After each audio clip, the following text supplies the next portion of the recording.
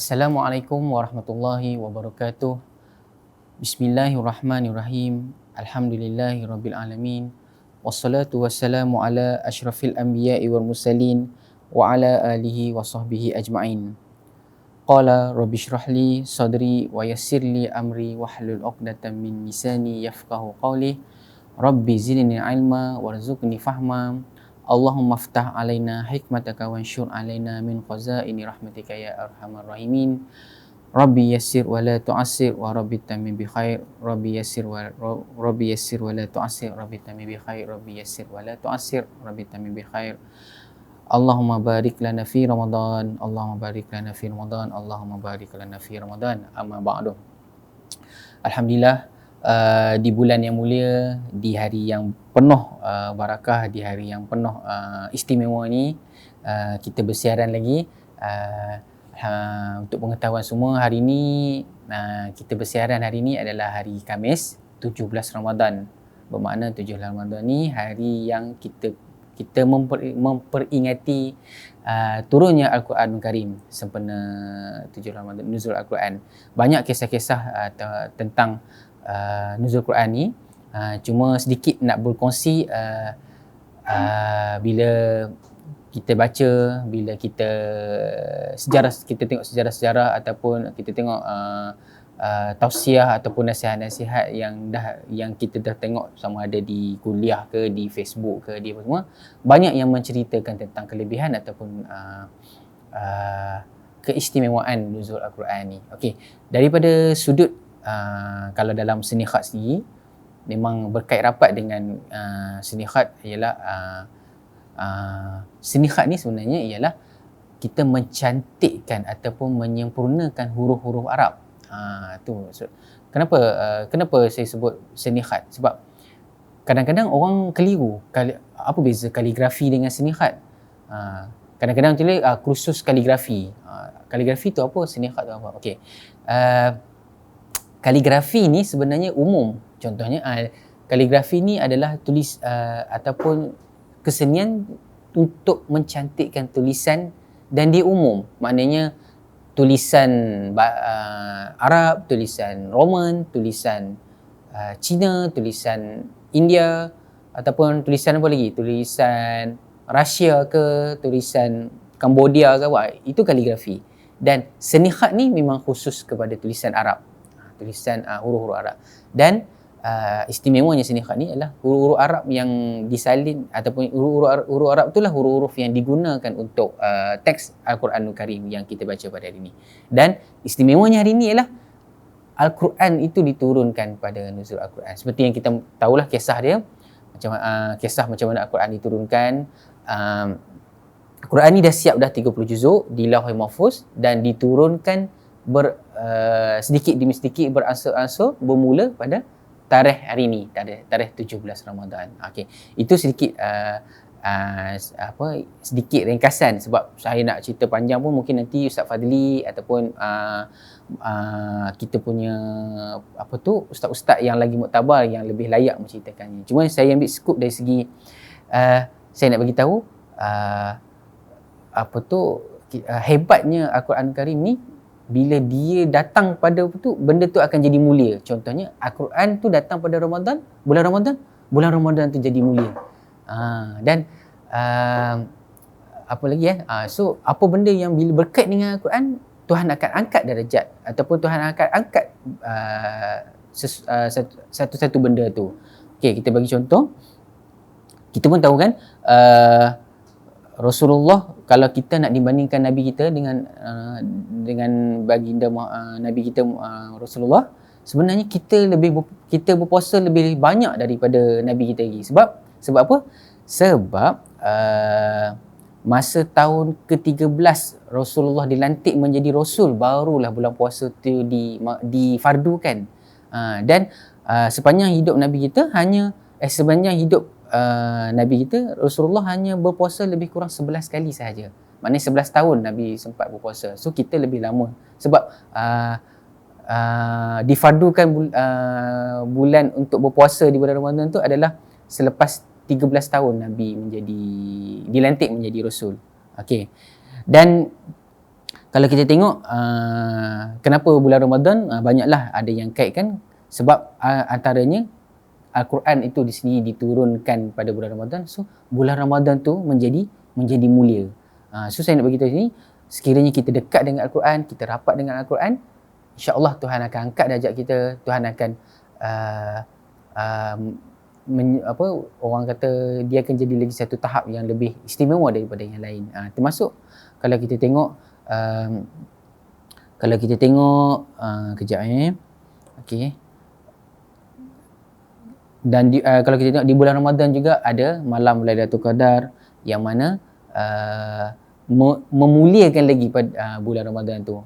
Itu yang mana kita tengok kelebihan-kelebihan di bulan Ramadan. Seterusnya dengan Al-Quran ni jugalah Nabi kita dipilih, dan dengan Al-Quran ni jugalah umat Nabi ni dimuliakan sebabkan Nabi kita dipilih pada tahun ataupun pada Al-Quran tu diturunkan. Contoh saya bagi, mungkinlah katalah Al-Quran ni diturunkan pada bukan pada Rasulullah, pada Nabi Musa. Tapi maknanya Nabi Musa lah lebih mulia daripada tu, maknanya mulianya sesuatu tu disebabkan Al-Quran. Mulianya bulan Ramadan disebabkan Al-Quran. Mulianya Nabi kita disebabkan Al-Quran tu diturunkan pada zaman. Dan kita alhamdulillah mulianya umat kita ni disebabkan kita menjadi umat Nabi kita Muhammad sallallahu alaihi wasallam. Dan kita tahulah banyak kelebihan bila kita dapat jadi umat Nabi kita ni, dan kita tahu Nabi kita tak pernah tinggalkan umat dia walaupun kita tak sempat berjumpa dengan dia. Kita tahu kisah macam mana bila dia nak wafat pun dia masih sebut ummati. Dan juga bila Nabi pun pernah menyebut dia sayangkan umat dia. Kita sendiri dia walaupun dia tak pernah sampai zaman kita ni, tapi dia masih memikirkan apa akan jadi pada kita. Kan ada hadis kan yang bila dia bagi tahu dekat para sahabat, kamu tak apa sebab aku ada. Okey, para sahabat zaman yang para sahabat ada, tapi zaman kita ni kita tak sempat dengan para sahabat, kita tak sempat dengan Nabi kita, tapi Nabi kita masih lagi memikirkan ataupun Nabi kita masih lagi teringat ataupun merindui zaman umat di pada zaman sekarang ni, yang dia tak sabar-sabar nak jumpa kita di akhirat nanti. Dia nak beri syafaat. Umat-umat lain tak ada dapat syafaat, tapi umat Nabi kita boleh bagi syafaat. Itu antara sedikit sebanyak kenapa kita perlu dekatkan dengan Al-Quran, ialah kerana Al-Quran inilah yang mengangkat kita, yang memuliakan kita. Kita tengok contoh-contoh macam saya sebut tadi, bulan Ramadan mulia pun disebabkan Al-Quran. Nabi kita mulia disebabkan Al-Quran. Umat kita ni jadi mulia disebabkan kita umat Nabi Muhammad. Dan banyak lagi lah kisah-kisah yang menarik berkait rapat dengan nuzul Al-Quran. Dan juga ni insya-Allah kita boleh dengar lagi ustaz-ustaz yang lain yang akan menerangkan lebih detail tentang nuzul Al-Quran, kelebihan ataupun keberkatan Al-Quran ni. So dan usaha yang kita buat ni menyalin Al-Quran ni adalah untuk tak lain tak bukan untuk kita dekatkan dengan Al-Quran, untuk kita nakkan barakat Al-Quran, kita nakkan Al-Quran ni menjadi cahaya, menjadi nur kepada kita, panduan hidup kita, peneman kita di dunia dan juga di alam barzah dan juga di akhirat nanti. Semuanya kita mengharapkan daripada Al-Quran, dan kita kena dekatkan dengan Al-Quran. Macam kami lah, macam kita kat Yayasan Restu ni lah kan, bila kita nak Datuk Latif, Datuk Asyharin baik dengan kita, kita kena baik dengan dia, baru dia baik kita. Ini kat belakang umpat dia kan, kat belakang macam-macam, so macam mana nak baik? Saya tak lah, saya sentiasa baik. Dan macam tu juga dengan Al-Quran. Okey, hari ni kita akan sambung lagi surah Yasin. Kita akan masuk pada ayat yang ke-18. Ayat yang ke-18 ni masih lagi pada tajuk yang sebelum ni, iaitu kisah para sahabat, kisah para penduduk di sebuah kota yang bila diturunkan dua orang rasul dia dustakan, bila diturunkan rasul yang ketiga pun dia masih didustakan, dan rasul itu mempertahankan. So ini sambungan ayat mengenai kisah penduduk tu lah. Penduduk tu adalah penduduk apa? Penduduk kota Mekah. Okey, auzubillahi minasyaitonirrajim. Bismillahirrahmanirrahim. Qalu inna tatayyarna. Dibaca huruf ta satu, dibaca huruf ta satu. Nanti kita tengok macam mana bentuk dia. Okey. Qalu inna tatayyarna bikum. Maknanya tatar. Selalu orang baca tatayyarna. Bunyi huruf ta dengan huruf ta tu nak sama. Dia sebenarnya berbeza. Qalu inna tatayyarna bikum. Okey, kita boleh berhenti dekat situ sebab ada tanda sili. Lepas tu kita sambung. La illam tantahu lanarjumannakum wa la yamassannakum minna azabun alim. Okey. Sedikit tentang tajwid ataupun tentang cara bacaan. La illam tantahu kalau kita menggunakan Quran Mufid, tantahu tu dia dibaca dengung. So dia warna hijau. Lanarjumannakum, dengung juga. Sebab kalau dalam Quran Mufid ni warna hijau tu dengung. So dia ada tajwid dia ada tajwid dekat sini dan ada dia punya, kalau nak tahu tajwid apa boleh tengok dekat Quran Mufid. Okey, wala yamassannakum minna azabun alim. Okey, saya nak bagi tahu dekat perkataan azabun alim. Kalau kita tengok dalam Quran, khususnya Resam Osmani ni, azabun dan alimun bentuk tanwin dhammatain. Tanwin dua dhammah yang bentuk dia berbeza. InsyaAllah lepas raya nanti kita akan buat satu sesi khas, kita menerangkan tanda-tanda ni dalam Al-Quran. InsyaAllah yang paling wajib adalah yang terlibat dalam penerbitan Al-Quran lah, jabatan kaligrafi, design, ulum, dan juga saya rasa mungkin semua staf terlibat kot. Kita akan buat satu slot ataupun sesi khas yang diminta oleh yang berbahagia pengurusi kita untuk kita menerangkan balik fungsi tanda-tanda ataupun bentuk-bentuk yang terdapat dalam Al-Quran. Walaupun kita dah saya rasa setiap kali kan Muhammad kan, rasa setiap kali kelas kita ni pun kita dah bagi tahu dah sikit-sikit tanda mat tu macam mana, tanda ni. Tapi insyaAllah kita akan buat sesi lain. Okey, azabun alim. Azabun dhammatain dia berlawanan, satu ke bawah, satu lagi terbalik ke atas. Okey, kalau kita jumpa tanda macam tu yang berlawanan, satu ke bawah satu ke atas tu, itu bacaan dia tak dengung. Azabun alim macam tu. Okey, bila kita tengok perkataan alim lah, alimun tu tanda dia selari, maknanya dua-dua ke bawah, itu dibaca dengung. Kalau kita sambung minna azabun alimum qalu ta'irukum, maknanya kita baca dengung. Sebab setiap tanda, setiap bentuk dalam Quran, khususnya Resam Osmani yang kita rujuk daripada cetakan Malik Fahad ni, setiap tanda dia ada fungsi dia, bukan hanya bentuk tu semata-mata, ada sebab dia. Okey, so kita nak tulis ayat yang ke-18 ni.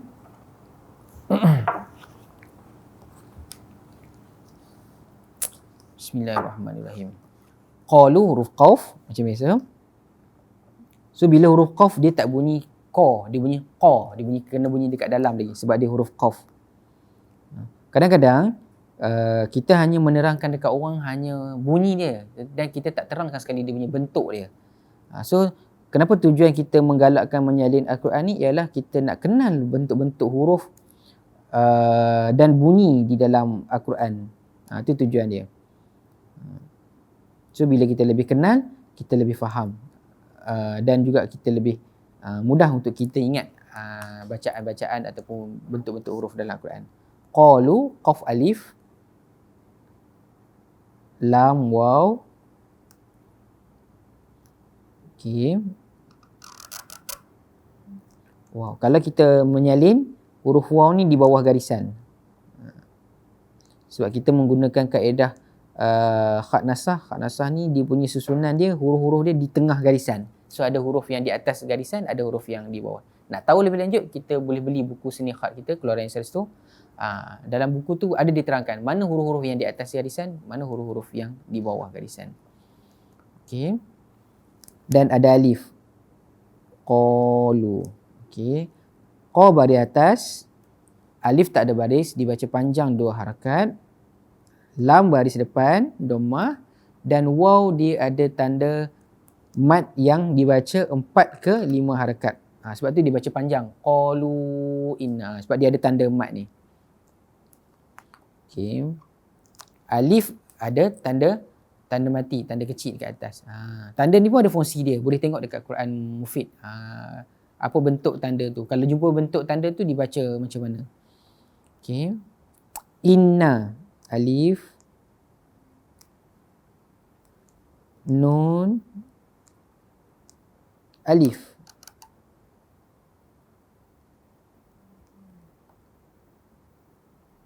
Okay. Alif baris bawah ada hamzah. So dia bunyi, dia hamzah kotak. So dia kena bunyi inna. Nun ada syaddah baris atas dan dibaca panjang 2 harakat. Tatoyyarna. To. Satu ta, satu to. Tato. Ya.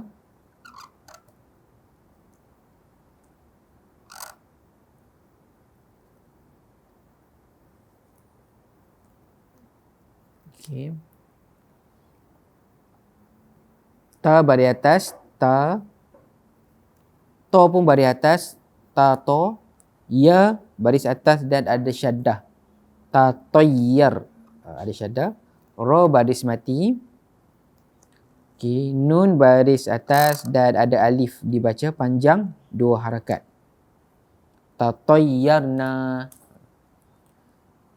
Terus bikum. Bikum ba. Kaf. Ni cara buat kaf Kita tolak pen kat atas, kita condongkan dia sebelah kiri. Macam ni dia nampak menunduk macam tu. Dan sambung buatkan huruf mim. Mim. Ni cara huruf mim. Kaf ada kepala dia dekat atas. Bikum. Okey, ada tanda sili. Sili ni kita boleh berhenti. Okey, terus lain lam. Lain lam. Hamzah bukan ya Hamzah. So ruang ataupun rumah tengah ni adalah untuk hamzah. Hamzah kotak. So la in lam. Nun tak ada baris. Lam ada baris syaddah. Sebab tu bunyinya la in lam. Dia kena tambahkan syaddah tu. Kena tambahkan lam tu sebab dia ada syaddah. Ni mim.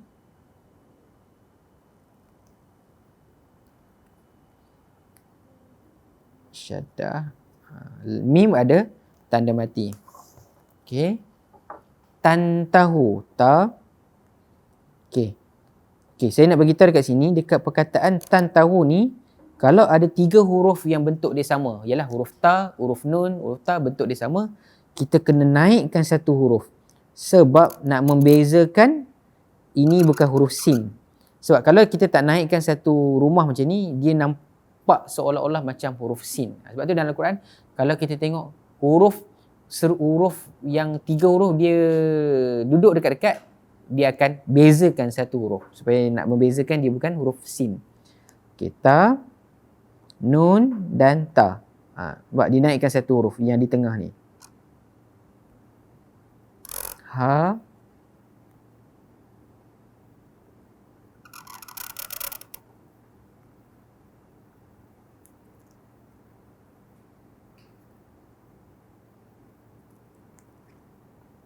Okey, baris dia. Ta baris atas, nun tak ada baris. Ta yang kedua baris atas juga. Ha baris depan. Waw tak ada baris dan alif ada tanda. Dia bukan sukun dia tanda resam Osmani ni. Nanti kita tengok dia punya maksud dia. Okey, terusnya lanar jumannakum. Lam, nun,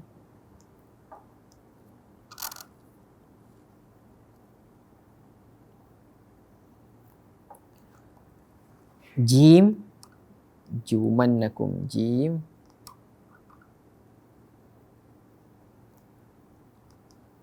mim,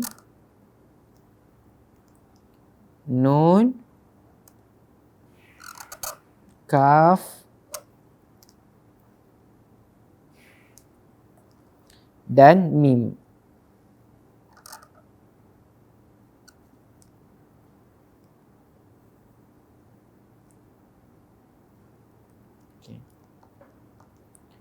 Lam baris atas, nun baris atas, ro tanda baris tanda mati, jim baris depan, mim baris atas, nun ada syaddah baris atas, kum baris depan dan mim baris mati. Lanar jumannakum. Okey, terus wala yamassannakum. Wow.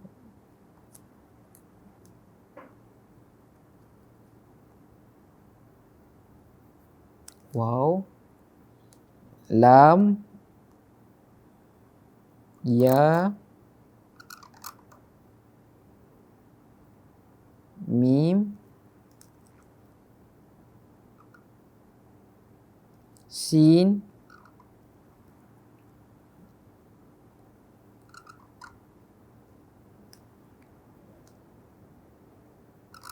nun,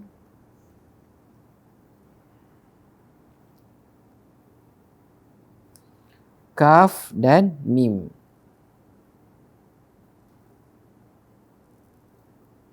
Okey.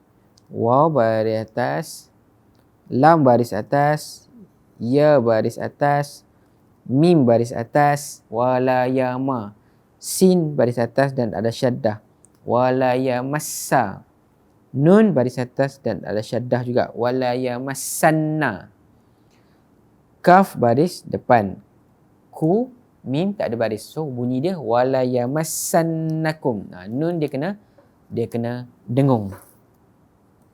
Okey, terus sikit lagi. Minna, min,